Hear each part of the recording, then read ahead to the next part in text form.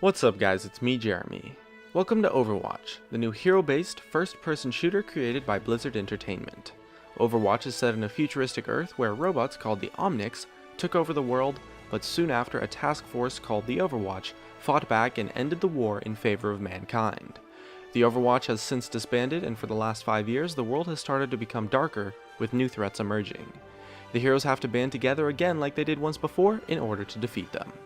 In-game, you and your team take on the role of the old heroes, the new villains, or both at the same time as you battle it out on 6 vs 6 maps to fight for objectives to decide the winner.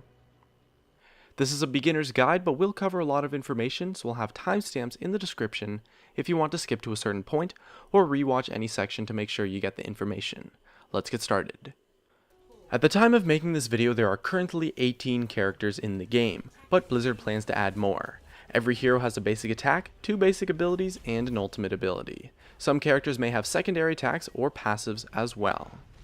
Basic attacks are activated through your left click, with your right click activating your secondary attack if you have one, and have varying attack and reload speeds depending on your hero. Your basic abilities can be activated through Shift and E respectively, and tend to have short cooldowns. The ultimate ability is activated through Q and becomes available after charging it up through dealing damage, killing opponents, and supporting allies. Ultimate abilities are quite powerful, so they tend to take a bit of time to charge up, but the charge does persist through death. Among the characters, each hero falls into one of the 4 roles in the game. There are tank heroes who are very durable but tend to have short range. There's offense heroes who have high damage and mobility but are easily punished. There's also defense heroes who are great at holding a location and stopping enemies with high range and great damage, but lack the mobility of an offense hero. And lastly, we have support heroes who will buff or heal your allies and can bring some unique advantages that shouldn't be underestimated. That's it for the heroes. Up next are the maps. At the time of making this video, Overwatch has 7 maps that you can play on that fall into 3 types. There's payload maps, point capture maps, and hybrid maps that are a combination of the first 2. Every map places one team on permanent offense and one team on permanent defense, so you always know the role your team will have going into the game in order to make your game plan. Additionally, the team on defense will have extra time at the beginning of the match to set up their defenses.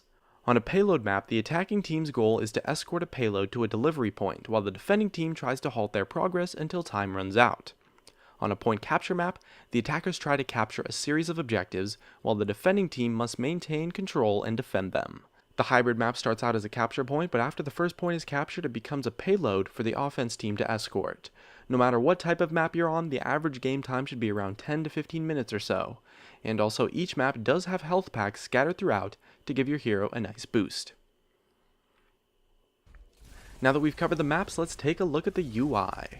At the bottom left, you have your character portrait and health. The health bar and numbers indicate your current and max health. Underneath is your fire bar, which measures how well you're performing and displays to your enemies that you're a large threat. In the bottom, at the middle, we see a meter for the charge on your ultimate ability. It will glow with flames once your ultimate is ready to be activated. Once again, your ultimate charges up as you use your attacks and abilities throughout the game. At the bottom right, you can see your 2 basic abilities and how much ammo you have left. In Overwatch, ammo is unlimited, so the first number shows how much ammo you have in your current clip, while the second number shows how much ammo a full clip holds. You can press R at any time to reload your weapon. In the middle of the screen, you have your crosshairs for aiming, and you'll see hit markers there if you happen to damage any opponents. Finally, up top, you have the status of the objective on the map and can see what's happening with it. Since that objective decides who wins the game, be sure to pay attention to it. When you press tab, you can see the scoreboard.